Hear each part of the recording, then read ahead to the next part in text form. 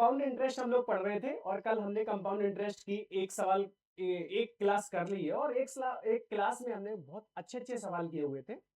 आपको समझ में आ रहा है, तो फिर आप है ना एक्सरसाइज जो मैं घर के लिए देता हूँ, उन एक्सरसाइज को आप घर पे किया करो और उसको करने के बाद आप कमेंट में अपना आंसर को बताया करो क्योंकि मैं बहुत सारे क्वेश्चंस है ना आपके लिए देता हूँ, लेकिन आप लोग है ना या तो आप कर नहीं रहे हैं और या तो आपसे हो नहीं रही है। तो ऐसी अगर कोई भी कंडीशन है तो आप पहले सॉल्व करिए, उसको ट्राई करिए, नहीं आ रहा है तो मुझसे पूछ लीजिए।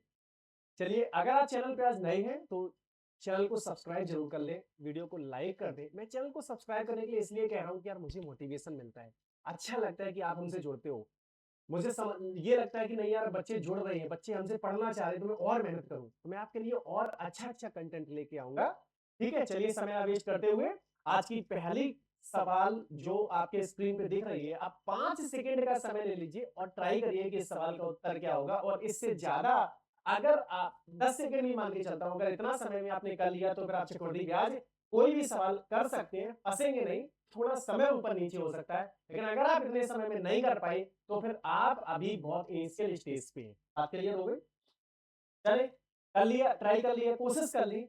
अच्छा, मुझे यही बता दो केवल कि इस सवाल को करने की अप्रोच क्या होगी? सबसे पहला, जिसने भी किया हो ना, जिसने थोड़ा-सा भी लिखा हो करने की कोशिश की, उसकी फोटो खींच के मुझे कमेंट बॉक्स में दिखाएँ कि इसकी अप्रोच क्या होगी सवाल की? सवाल को पढ़ते ही दिमाग में क्या आ गया? और ये क्वेश्चन सीजीएल में एसएससी के सीजीएल में ये क्वेश्चन पूछा गया था। ठीक है?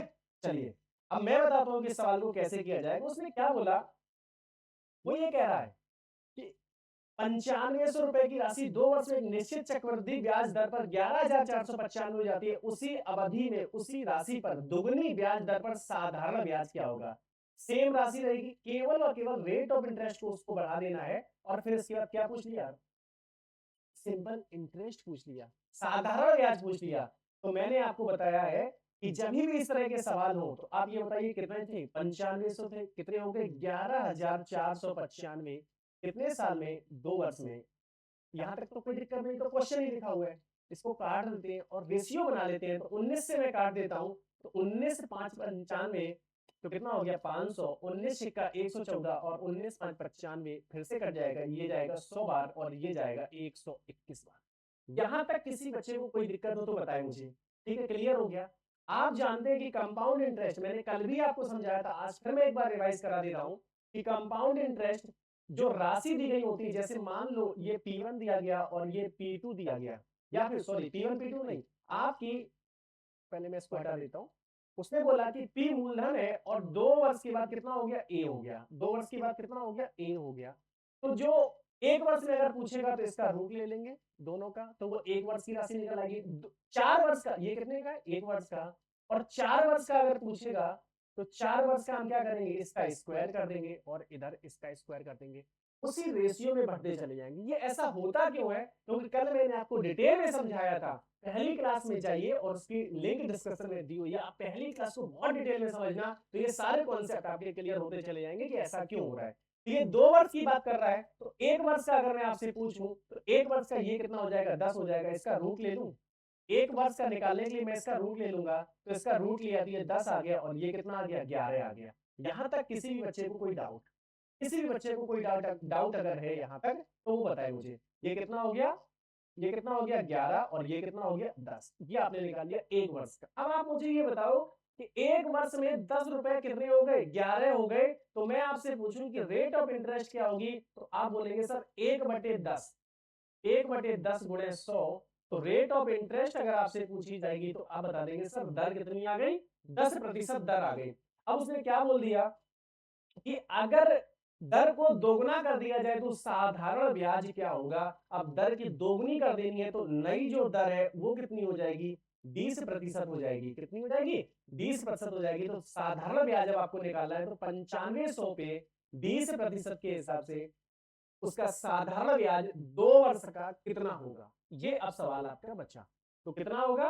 अब आप देखेंगे तो साधारण ब्याज अगर आपसे पूछा गया है तो साधारण ब्याज कितना होगा? 9500 गुणे कितना? 20 और गुणे कितना? 2 वर्ष और बटे कितना? 100। तो ये जीरो और ये जीरो कैंसिल आउट हो गई।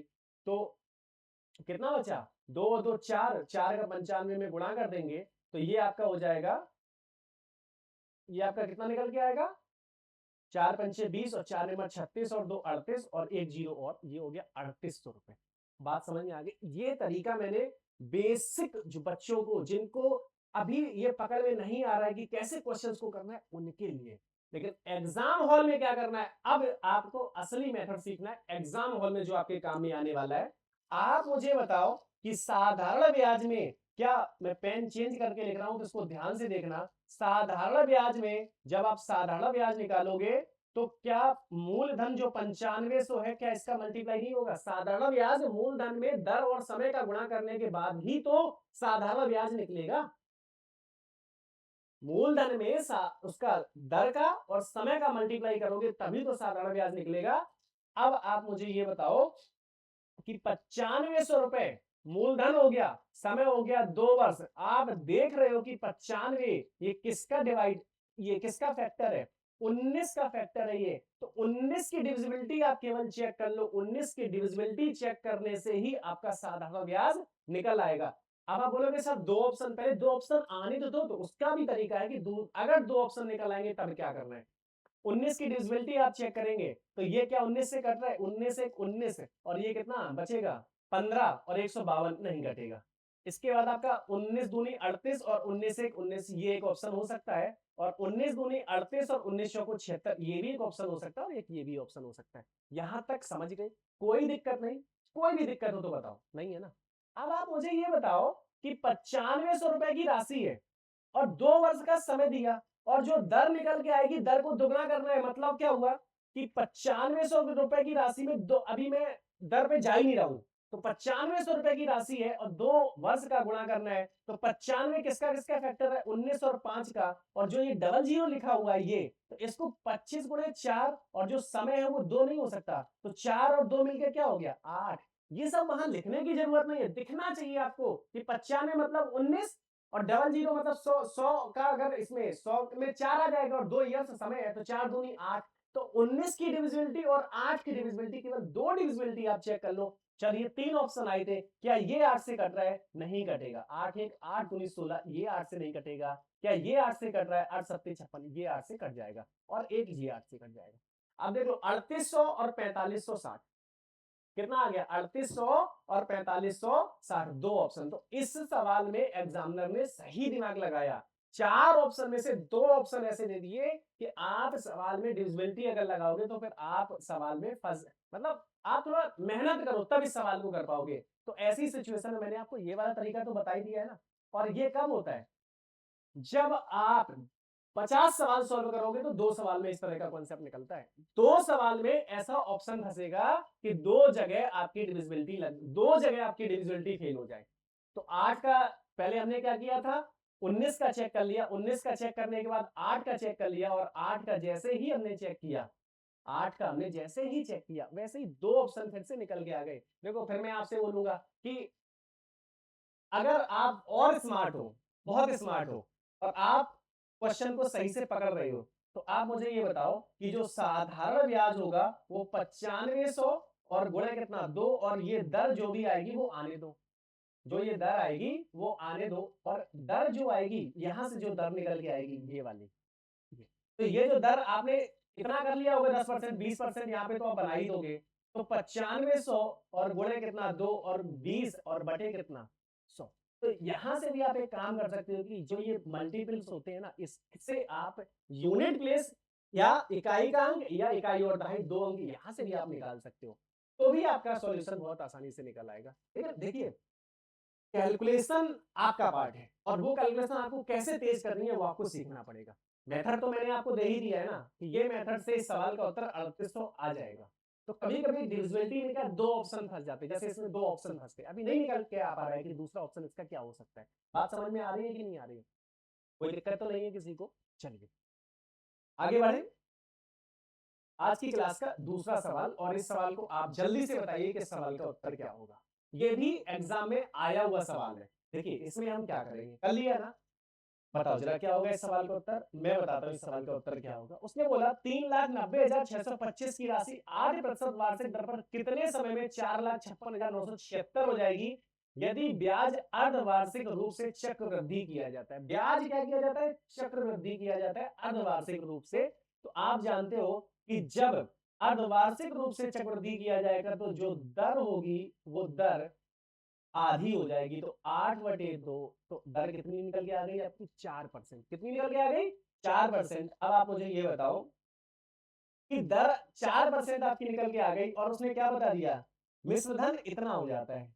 क्या हो जाता है मिश्रधन, मूलधन दिया हुआ था, मिश्रधन ये दिया हुआ था, रेट ऑफ इंटरेस्ट ये दी हुई थी, निकालना क्या था, क्या निकालना था, निकालना था आपको इसका क्या, समय, समय निकालना था। अब देखो जरा समय कैसे निकलेगा, फ्रैक्शन वैल्यू अगर आपको आती होगी तो 4% की जो वैल्यू है वो 1/25 कितनी होती है, 1/25। मैं अगर आपसे बोलूं कि मूलधन 25 रुपए था तो एक साल में कितना हो जाएगा, 26 रुपए हो जाएगा। कितना हो जाएगा, 26 रुपए हो जाएगा।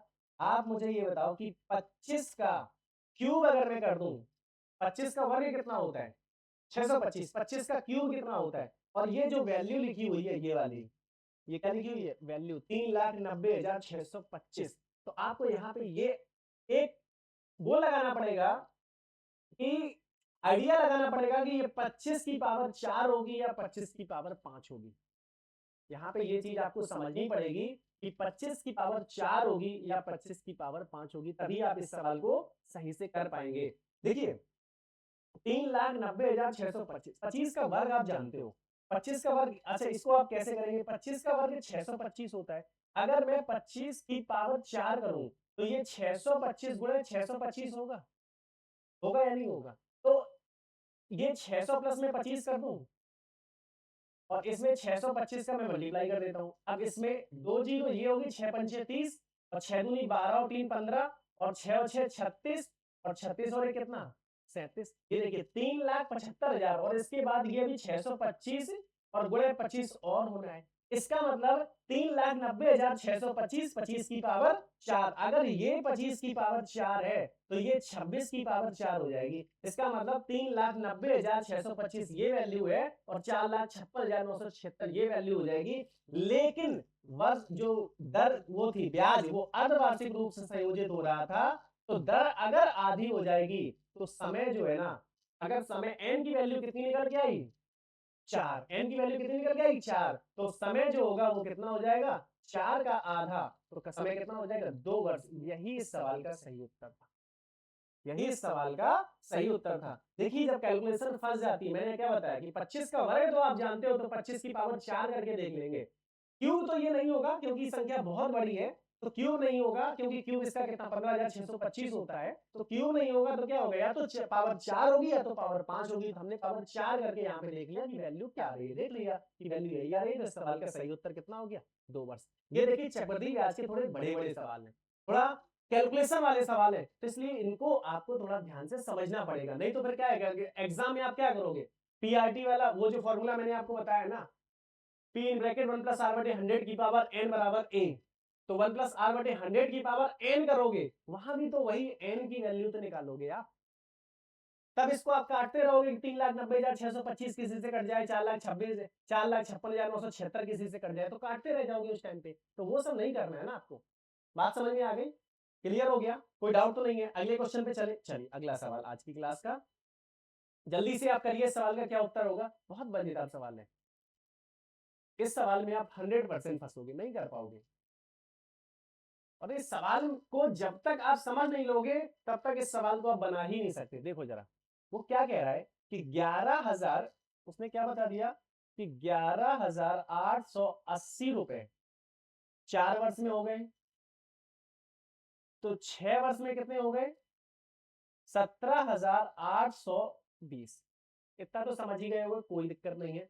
ये जो अंतर आया वो कितने साल का आया 2 वर्ष का, तो मैं ये जीरो से ये जीरो काट दूं, कोई दिक्कत नहीं है। ये 11 से कट रहा है, 11 1 11 और 11 8 88, ये भी 11 से कट रहा है, 11 1 11 और ये कितना बचा 6, 11 6 66, 11 दूनी 22, कट गया। अब मैं इसको काट देता हूँ, 6 2 8 1 9, 3 से कट रहा है, तो ये 3 से अगर काटोगे आप तो ये हो जाएगा आपका 3 3 का 9, 3 6 18, और ये 3 से काटोगे 3 5 15 और 3 6 को 12। अब 9 से कट जाएगा, 9 18 से काट दो ना, 18 दूनी 36 और 18 3 54। 4 वर्ष से 6 वर्ष, 2 वर्ष में जो अंतर आया, ये कितनी वैल्यू लिखी हुई है, 2 वर्ष। तो 2 वर्ष में अगर 2:3 आ गया तो मैं बोलूं कि 4 वर्ष का अनुपात क्या होगा, 4 वर्ष का अनुपात क्या होगा। तो आप इसका स्क्वायर कर दोगे कि नहीं कर दोगे? 4 वर्ष का स्क्वायर, 4 वर्ष का अगर अनुपात आपको निकालना हो तो 4:9 होगा।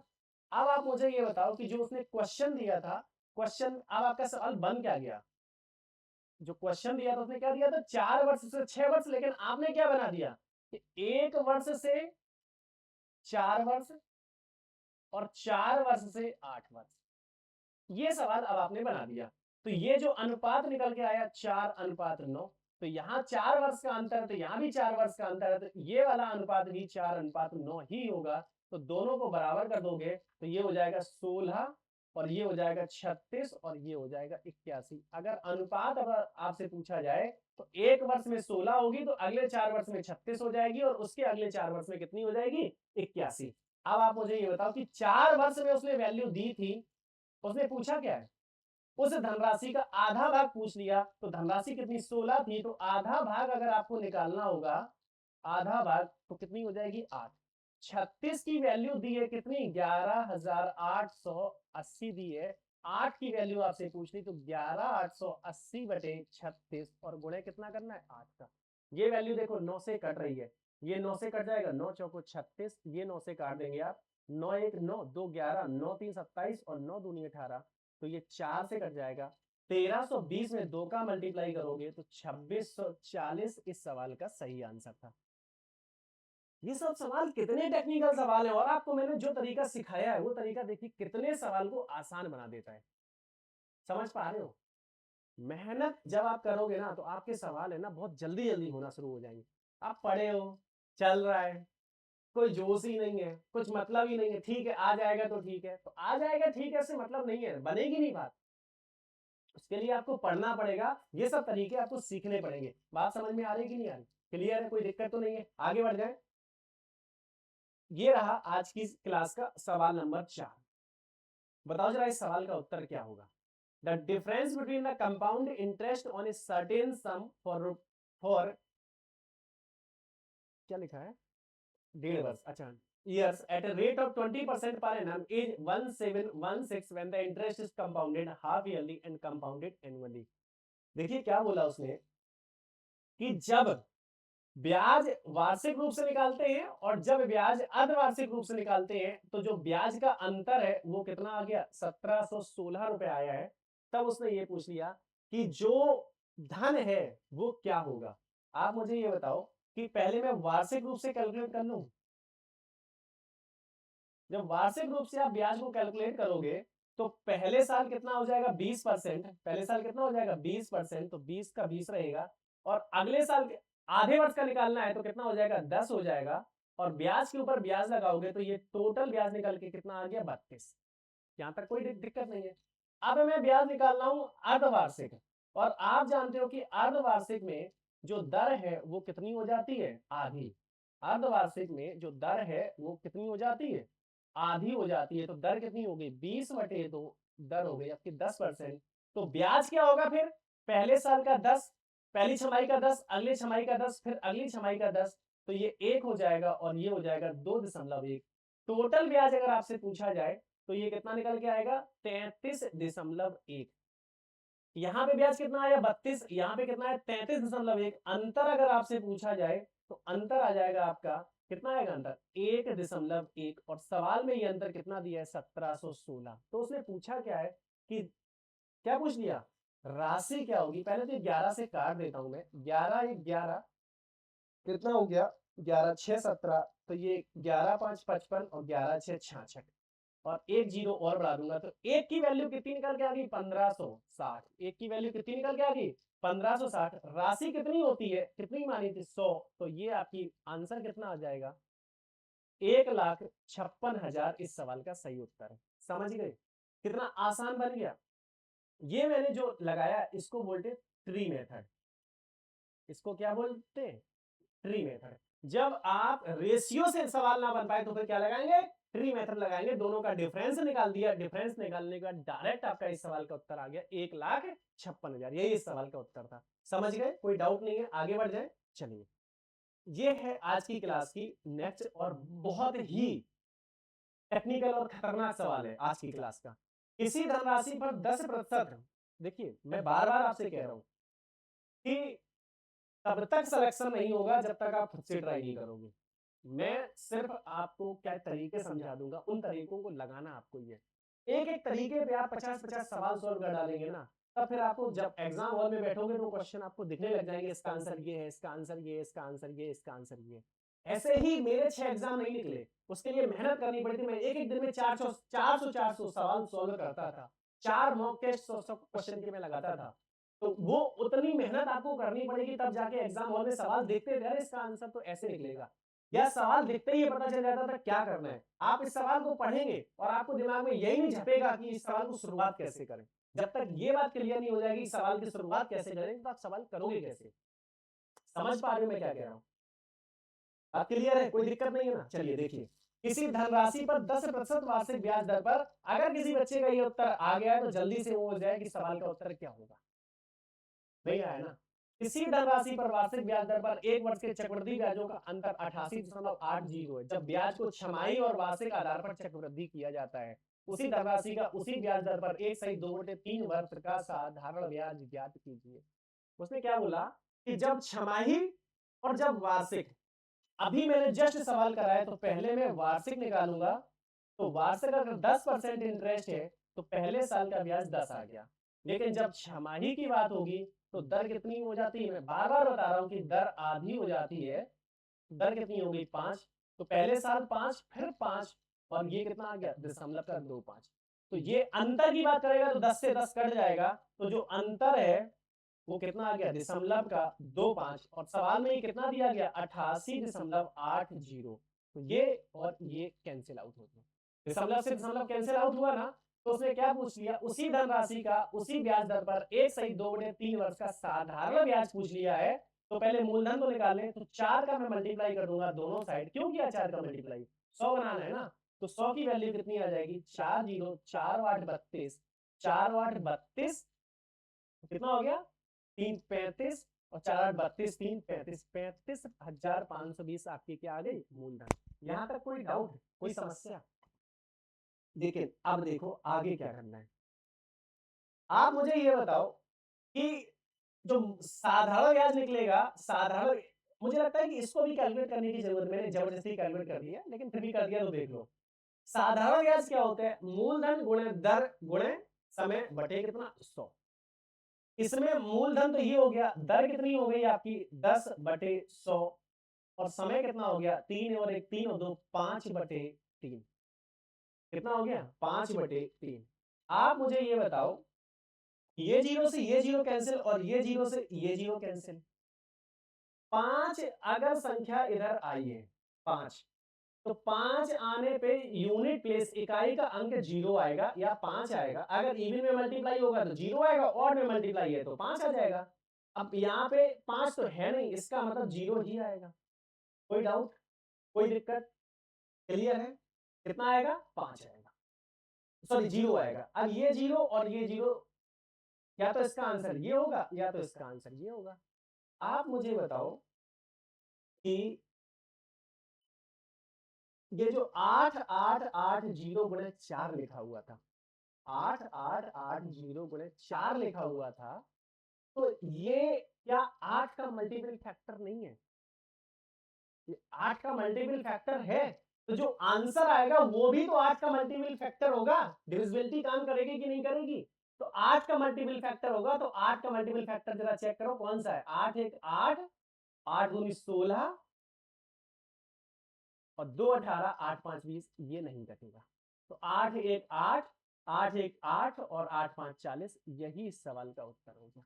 तो जब आपको ये दिखने लग जाए कि 8880 ये 8 का मल्टीपल फैक्टर है, तो 8 की डिविजिबिलिटी चेक कर लो सीधा, और ये 5 वाले नियम से ये पता चल जाएगा कि ये दो ऑप्शन नहीं हो सकते। क्यों? क्योंकि 5 का मल्टीप्लाई होगा, या तो 5 आएगा या 0 आएगा, तो ये 6 तो यूनिट प्लेस हो ही नहीं सकता, तो दो ऑप्शन ये कैंसिल आउट हुए, या तो ये होगा या तो ये होगा। अब इन दोनों में से क्या होगा, तो 8 की डिविजिबिलिटी चेक कर ली, तो ये वाला ऑप्शन नहीं होगा, तो क्या बचा? 5920 इस सवाल का सही उत्तर है। गुणा करने के लिए मत बैठ जाना। मैं आपको बार-बार समझा रहा हूं कि डिविजिबिलिटी आपका 90-95 परसेंट सवालों में काम करती है। क्लियर है? आगे बढ़ जाओ। कितना कठिन, अब इसका मल्टीप्लाई करेंगे, 3 का भाग देंगे, ये सब करने की जरूरत ही नहीं है। ये भी कैलकुलेट करने की जरूरत नहीं थी, केवल यहां से ही उत्तर निकल आता। यहां से जब आप कैलकुलेट देख लेते कि ये 8 का मल्टीपल फैक्टर है और लास्ट में क्या आना चाहिए, 0 आना चाहिए, तो फिर आप यहां से उत्तर बना सकते थे। अगला सवाल करें। ये सवाल आसान है, इसलिए ये सवाल मैं आपको करने के लिए दे रहा हूं। आप बताइए सवाल का उत्तर क्या होगा।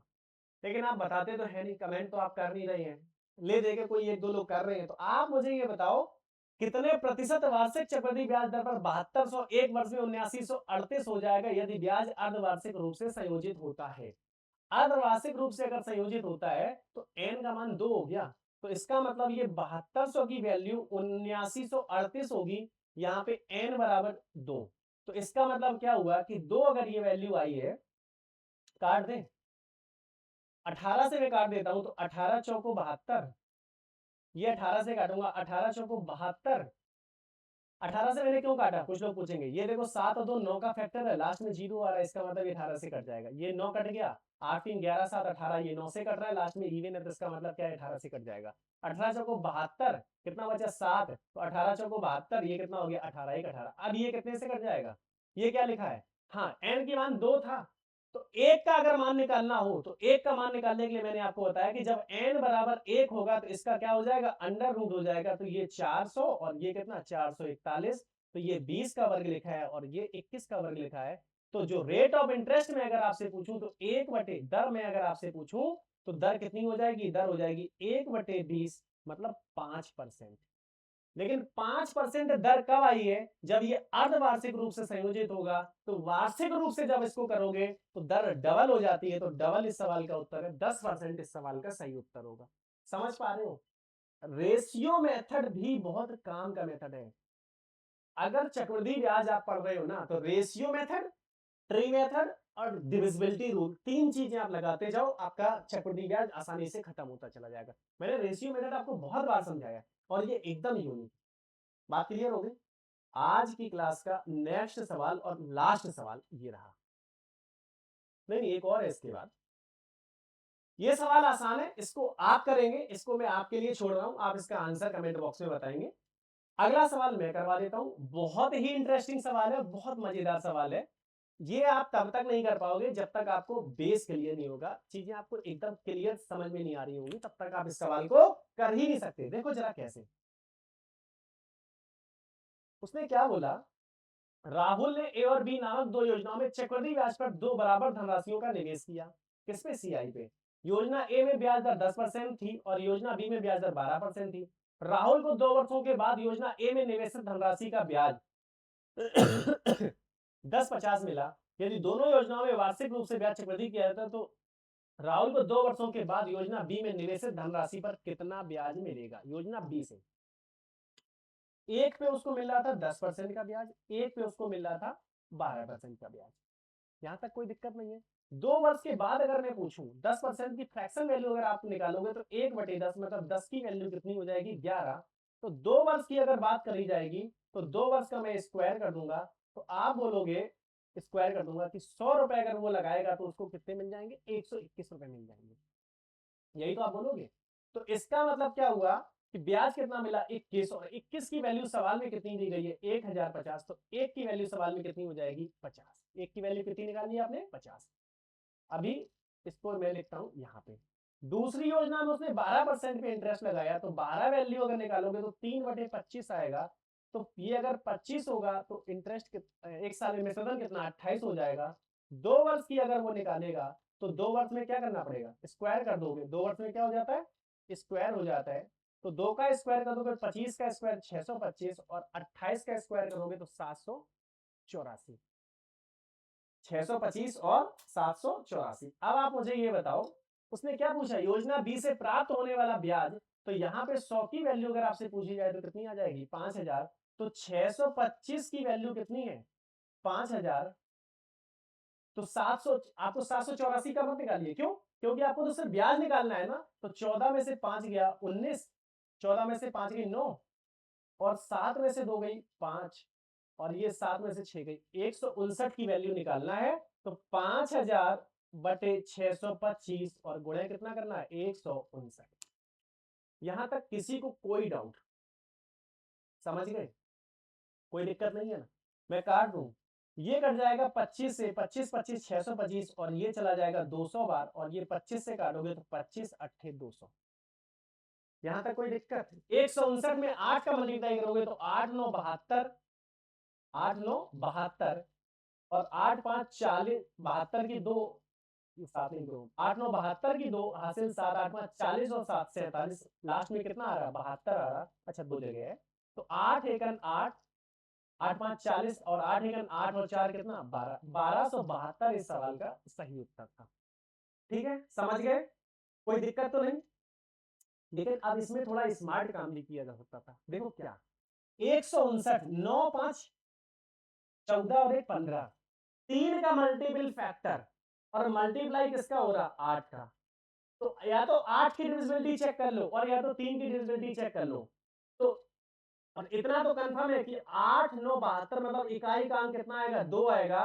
तो इकाई का अंक 2, 1 2 3 जगह ये ऑप्शन नहीं होगा। 7 2 9 2 और 1 3, एक ये कट सकता है। इसके बाद ये कह रहा है कि 3, 3 से 3 का 7 दोनों, ये 3 से नहीं कटेगा, 2 और 1 3 7 दोनों, ये 3 से कट जाएगा। लेकिन मैंने क्या बताया कि आप दो काम कर सकते हो, 8 की डिविजिबिलिटी भी चेक कर सकते हो, और नहीं तो आप 159 में मल्टीप्लाई किया, लास्ट में कितना आया, 72 आया। तो 72 में ये वाला तो कैंसिल आउट हो गया, ये वाला सही हो गया।